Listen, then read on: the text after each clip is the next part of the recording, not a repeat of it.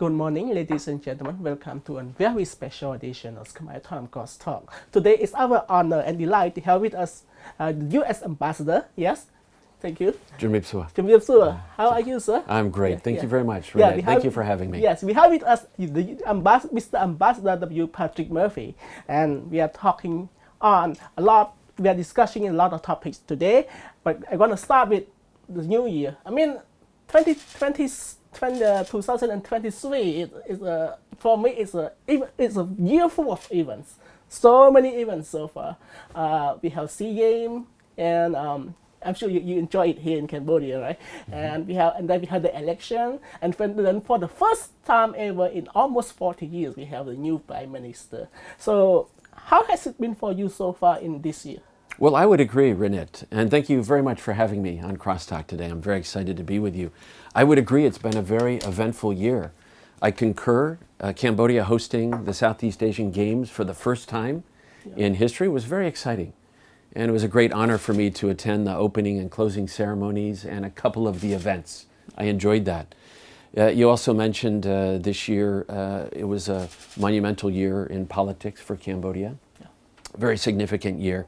I would also add to the list that there was some carryover from 2022 when Cambodia served as the chair of ASEAN for the third time and had some success as the chair year, and we were able to host my president, President Biden, here in the Kingdom of Cambodia. But some of the leadership that Cambodia demonstrated last year carried over into 2023 on principled matters of regional and global importance. So I would cite that as well. And the year's not over. We still have over 3 months left, so many more things could develop as well. Yeah. So, but we are talking about Cambodia right here. But how about the ties between the Southeast Asian country and the United States? So, as the chief diplomat here, what are your opinions on the development and update on these relationships? Well, the relationship with Southeast Asia is critically important for the United States. We have with ASEAN a comprehensive strategic partnership, a relationship that has lasted for beyond 30 years and will continue into the future. We just attended the United States, the East Asia Summit and the US-ASEAN Summit, which were very important opportunities to address our relationship with a part of the world that is important for so many reasons. Over 630 million people. This is a big market for the United States. There is tremendous diversity in Southeast Asia. And a lot of our interests are here when it comes to security matters, trading partnerships, alliances. We have several treaty allies in Southeast Asia. And we are a Pacific nation, the United States, by virtue of our geography and our immigration history. And we identify as being part of the region and the relationship. I think it's to be very important going forward, including with Cambodia, an important member of ASEAN. Yeah. Regarding this relationship with Cambodia, I mean, we have seen up and down, to be honest, over the years. But how about this year? You see any up or down in this year? Well, I like to focus on the positives. We have so many areas of important collaboration and cooperation that benefit the Cambodian people and the American people. A big trading relationship. The United States is Cambodia's largest export market. 40% of your exports go to the United States, and that's larger than the next 5 markets combined. We do a lot together to counter international crime. We work together on UN matters, and Cambodia is an important member of the United States and has helped by enforcing sanctions against North Korea, has helped by opposing and condemning the Russian invasion of Ukraine on principles alone, protecting territory integrity and independence. So we have areas of cooperation that are super, super important for our two populations. We have some differences. And I'm hoping with the new government, and I've had these conversations already, that we can begin some work on those areas so that we can have an even better relationship.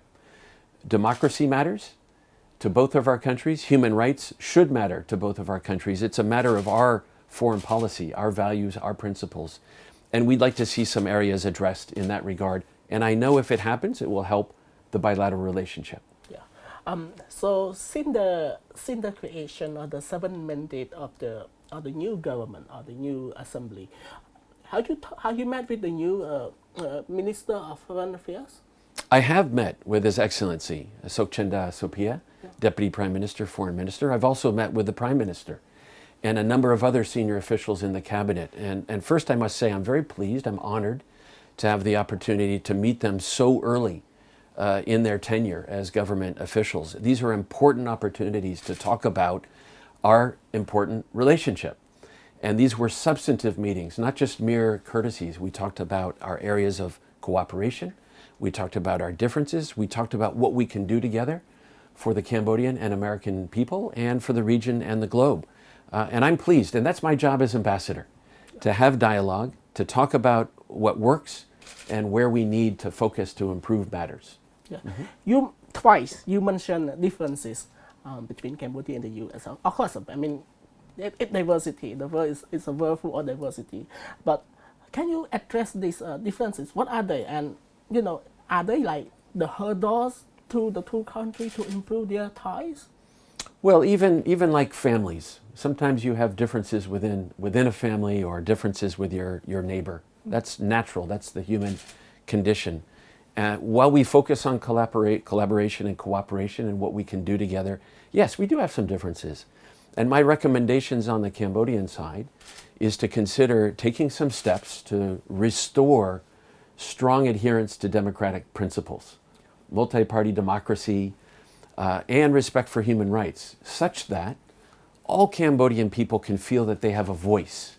They have an opportunity to partake in the process, to partake in their governing systems, and that their voices are heard. Also, we recommend that Cambodia, in choosing its military partners, is eyes wide open about ensuring a diversity of partnerships, not an exclusive partnership, and also efforts to protect the country's territorial integrity and sovereignty and independence. These are areas that can help boost the bilateral relationship, but I think even more importantly, not just for the relationship, but for the Cambodian people.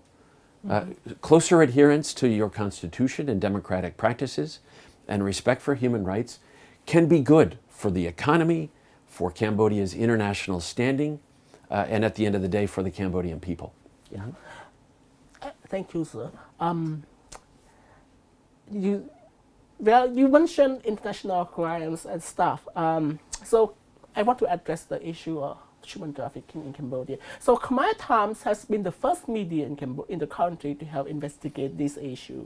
We went to Sihanoukville to, looking at the victims who have been scammed by syndicates, being attracted with lucrative job offer and then being forced to work in illegal operations. That was like 2 or 3 years ago. We started that, and it's still going on. We still update on this issue, and we realized that for 2 years in a row, the U.S. has placed Cambodia in the Thai 3 when it comes to human trafficking. Last year, I mean, it caused quite a stir to the Ministry of Interior, when it comes to human trafficking. But then I saw that they had a lot more crackdown, a lot more arrests, a lot more rescue operations. But this year again, the U.S. placed Cambodia in the third ties, in Thai 3 again. So what is your view on that? Well, first, I think it's important to understand that trafficking of human beings is a global scourge, a violation of human rights and human dignity, and no country is immune from trafficking. We have trafficking challenges in the United States. I think every country can feel this. The important thing to realize about the situation in Cambodia is that the assessment on trafficking is not just a U.S. government assessment, but it's based on the views of UN agencies, of civil society, of very credible non-governmental organizations, and Cambodian voices. There is a big trafficking in persons challenge here in Cambodia, and you have underscored a couple of important aspects. One, the power of investigative journalism. And I'd like to see other independent voices restored in Cambodia, because media plays an important role in revealing the truth for the public and helping shape and inform governments. I value investigative journalism and criticism for that matter. It helps me be a stronger public servant. Cambodian government has acknowledged that the Kingdom of Cambodia is no longer just a source country of trafficking, but a destination country. So this is a twin problem. And there are many victims, both who have been trafficked to work in capacities against their will, but also the victims of these cyber crimes. And we have victims as far away as in the United States. So part of my job is to protect American citizens from the challenges of trafficking. But what is really needed, we have many recommendations. Other experts have recommendations for the Cambodian government, but there are two things that are really, really needed. One is political will. This is a crisis and needs to be treated as a national crisis. Not only is it violating human rights and human dignity, but it's eroding aspects of the potential for economic growth. The second thing is there needs to be a lot of efforts to tackle impunity. How are people trafficked into the country? According to the experts, there's corruption, there are porous borders, there are compounds where people work, and no action is taken against public officials who help facilitate that or turn a blind eye. That's what's really needed, strong rule of law to dissuade traffickers from looking at Cambodia as a destination country or as a source of trafficked humans. Yeah. Also, recently, UNHCR, or the Human Rights Commission of the United Nations, they reported that there are over 100,000 of human trafficking victims in Cambodia. So that sounds like a lot. So as you are here, you are the witness here. Do you think such a report is accurate or something else? Well, I'm not in a position to do an actual head count, but we do know that there are thousands and thousands of trafficked victims, and that's very evident from other countries who have their citizens who have been placed in harm's way here. I think we need to take international UN reporting very seriously and look at what experts are providing in terms of their analysis. I have to be honest, it was a little bit disappointing to see a government official in Cambodia call that fake news. What we need to do is accept the reality. Trafficking exists, there are many victims, and there are many people who facilitate trafficking. Now, what are we committed to doing as a partner of Cambodia? We are committed to working together, both by training law enforcement to have awareness about what trafficking is, also with helping identify victims and support victims. So we have two things in place. We have foreign assistance programs, working with implementing partners in Cambodia to help with victims. We also, and some Cambodians might not realize this, the United States has a law enforcement academy in Bangkok that serves the region. Hundreds of Cambodian officials have had training there, and we are continuing that, including training on trafficking in persons, how to know what it looks like, what it is, what are the international definitions, and how to combat and thwart it. So we're not just here to point fingers. We want to work cooperatively, and it's in the benefit of all people here in Cambodia and around the region and around the globe. Yes, thank you, sir. Mr. Ambassador, back to the cooperation. Yes, you mentioned you are willing to help Cambodia when it comes to issue, but now I want to look at the issue of trade and economic cooperations.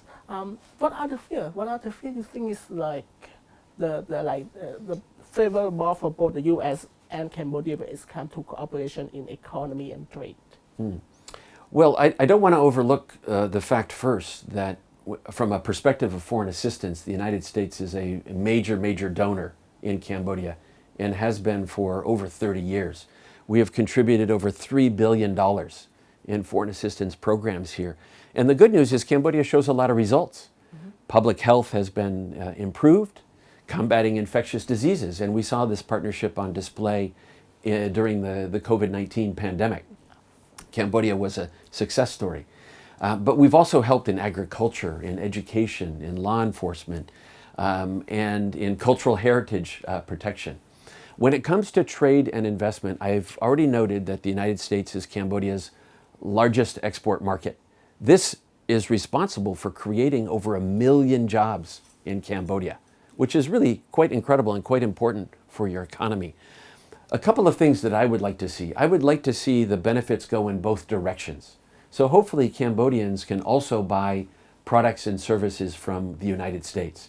It's growing, but not as fast as Cambodian exports to the United States. So it's great to see American products in Cambodia, like Ford Motor Vehicles, Coca-Cola, American restaurants and other franchises, Apple phones. These are products and services that are associated with quality. But as Cambodia becomes more and more economically prosperous, I hope Cambodians can choose American products and services. So we want a trade and investment relationship that is balanced, that is providing benefits in both directions, and there's room for growth. And that's part of my job as ambassador, to help strengthen that part of the relationship. Yeah. Thank you for the narration, Mr. Ambassador. So I'm sure that any Cambodian official who have met you will mention this. Will ask you. I'm sure they have asked you to tell American businessmen, investors, entrepreneurs to come to Cambodia and invest. And I got a lot of questions here from my friends in the U.S. Is Cambodia a good country for investment? So what is your word on that? Well, I'm very encouraged because I also hear from many Cambodians, average citizens, government officials. They would like to see more U.S. investment and business here in the kingdom, and that's great. And I agree, it's associated with what I like to call the gold standard. American companies that operate here have very high standards when it comes to treating labor, the environment, local communities, following the law. And indeed, American businesses are backed by American law because U.S. law prohibits American companies from engaging in corruption. So when you get an American company here, you're getting the gold standard. So I tell American companies, take a look at the Cambodian market. It's not small, 17 million people, and your growth rates have been positive for over a decade. The economy is growing and expanding. There are opportunities here. But companies also have to understand how to navigate the environment here. It's not easy. Your infrastructure needs are enormous. Getting your products to port and out of the country, for example, is not easy. Electricity costs are high. But here's what I also tell authorities in Cambodia. If you want to attract more U.S. business and investment, you really do need to give a lot more attention to fighting corruption and strengthening rule of law.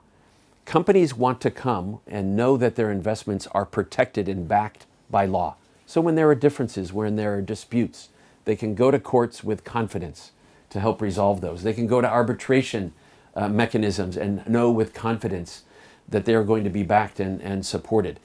But also, they need to know that the environment is free of corruption. And I think Cambodian government itself acknowledges corruption is an issue that needs to be addressed and needs to be tackled. So that's kind of my response. I think with progress in those areas, Renette, you will see more American business and investment coming to the kingdom. Thank you, sir.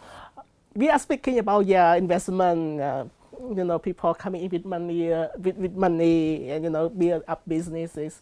But I understand that in order to create a successful business, you need, apart from financial capital and infrastructure, you need human capital. So what is your opinion about Cambodian human capital, our young people? I mean, we are quite a young country, right? And so what is your opinion on them? You are a very young country, but also a young and dynamic country. Over 70% of Cambodians are under the age of 35. This is a very young country. The positive aspect there, though, is that young people in Cambodia are very dynamic, very innovative, very creative, very hungry. We do quite a bit to work with youth here. We have many programs engaged with youth, in particular helping with English language skills. We have Peace Corps volunteer teachers here. We have English language fellows. We have Fulbright scholars and other programs in secondary schools, helping young people improve their English language skills. This is great because that makes Cambodia more competitive. The language of ASEAN now is English. The language of the global economy is largely focused on English. And so this is very, very, very, very helpful. Our other foreign assistance programs are also helping with skills and technology. We have programs helping Cambodians become more literate with digital language and digital capabilities. Among one of our most successful young programs for youth are two that I want to mention. One is close to home at the embassy. I have something called the Ambassadors Youth Council. And every year we have 25 very dynamic future leaders who are helping guide me on what young people are thinking and what young people hope to see for the future of Cambodia and the future of the relationship. More broadly across the region, we have the Young Southeast Asian Leadership Initiative. And for over 10 years now, young people have opportunities to engage with the United States on programs across many different fields. Cambodian youth are some of the most successful participants in these programs. And I'm really very proud of the participation rates and what Cambodians are doing to engage with these opportunities. Yes. How many, sorry, just want to confirm, correct me, how you have been here for like, how many years so far? Next week, I will celebrate my 4th anniversary. So I've been in Cambodia for 4 years. 4 years, so I'm sure you have a lot of fun, a lot of, you know, loving memories here. So can you tell us your favorite memories here in Cambodia? Well, I smile because I have many great memories, and I continue to accumulate great memories. First, I must say it's just an honor to be an American diplomat. You know, I've been doing this for 32 years in countries around the world, and it's a particular honor and privilege to be an ambassador. And I'm very proud every day to represent the United States and a fabulous team at the embassy here, both Americans and Cambodians. You know, we have more Cambodians who work at the U.S. Embassy than Americans, and they are just a terrific, terrific staff. I'm delighted that I've been here for 4 years and will start my 5th year.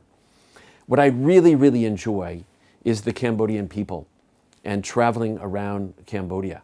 I've had the opportunity to get to every one of the 25 provinces multiple times.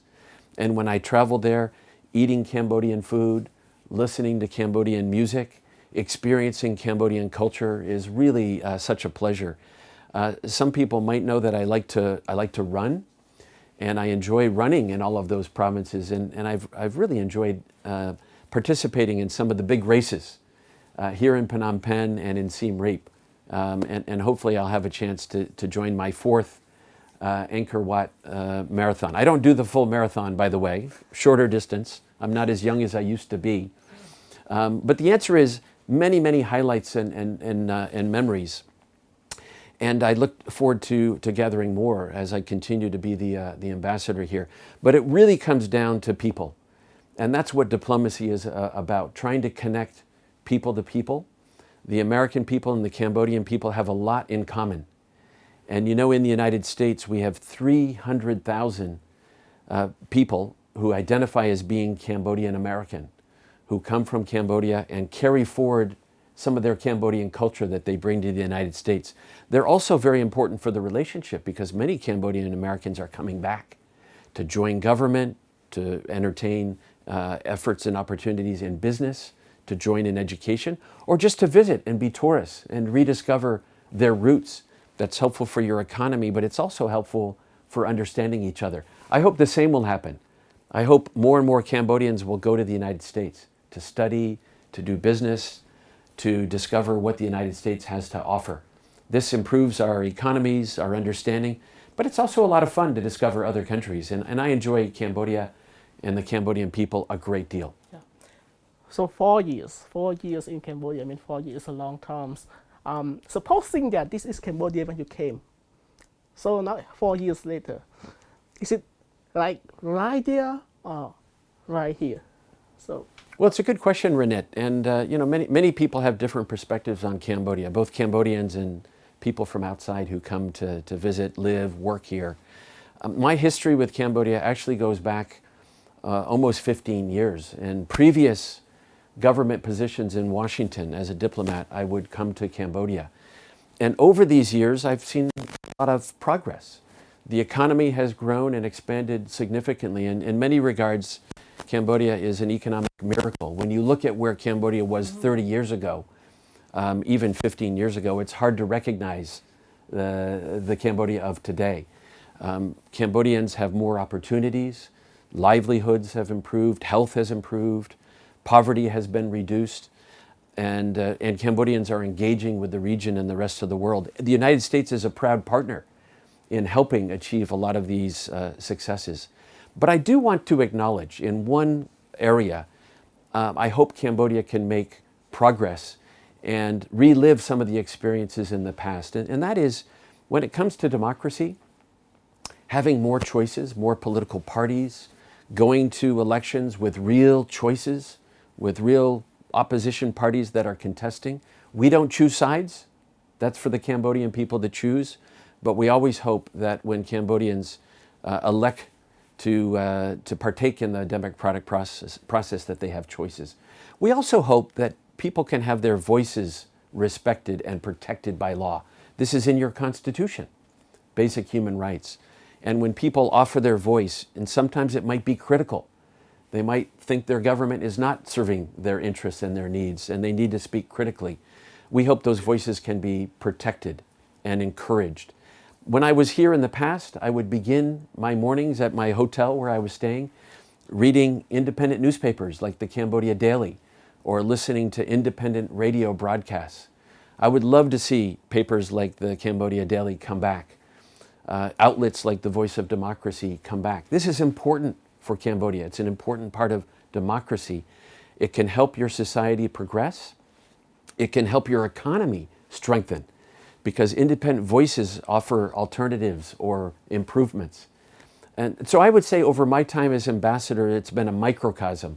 I see some areas for improvement, but I also see a lot of progress, and for me, reasons to remain optimistic and positive, because Cambodia has demonstrated great resilience to overcome challenges and obstacles.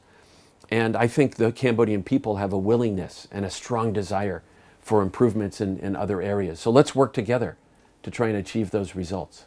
Yeah, thank you so much, Mr. Ambassador. I mean, we have taken so much of your time. Here's the last question. I want you to look at camera for like a few minutes and speak out your mind to the Cambodian, to all the people watching us, and to maybe the Cambodian government. So what you have in mind, please. Well, first of all, I appreciate, Renit, again, the opportunity to be with you today on Crosstalk. Thank you for the great questions. And for anyone who has the opportunity to watch, thank you for being so welcoming to me and to my colleagues at the embassy in the Kingdom of Cambodia, and all Americans who have the opportunity to come here for business, for education, for exchanges, and also to partake and enjoy your amazing cultural heritage. The World Heritage Sites in Cambodia are phenomenal, are a big attraction, and we are a proud partner to help protect and restore and bring home cultural artifacts that were looted and lost during conflict periods. We have a very unique memorandum of understanding between our two countries to help facilitate the return of these artifacts, the heart and soul of the Cambodian people, and we're going to continue those efforts. So thank you for your partnership. Everywhere I go in your country, I am treated warmly. I'm welcomed with great respect. Thank you for those of you helping me to learn the Khmer language. I'm doing my best. I struggle, but I try very hard. But I really appreciate the opportunities to be with you in the kingdom, to help the relationship between our two peoples and our two governments. And to the government, I will say publicly what I say privately. We are here for dialogue. We are here to work together. Let's address our differences. Let's do better things for the Cambodian and the American people together, and the region and the globe. I know the potential is great to do much better because we've already done a lot together, and we will accomplish great things working together hand in hand going into the future. So to all Cambodians, I say Akun Jarang. Thank you very much, and I will see you on the road here in Phnom Penh, literally running around town, but in the provinces when I do more travel coming up ahead. Thank you. Akun, Renit. Thank you, Mr. Ambassador. Thank you very much. Yeah. Akun. We are lucky to have you here, and we wish you all the best for what's coming. Yes. Whatever you do, we wish you all the best. So. And good luck to the Cambodian football team. I saw the team beat Macau last night at the stadium, 4-0. I think you play Pakistan next month twice. We wish you all the best. Yeah. Thank you. Yeah. That's a very good wish for you. So that's it, folks. That's all for our interview today, and see you next week. Bye-bye. Akun.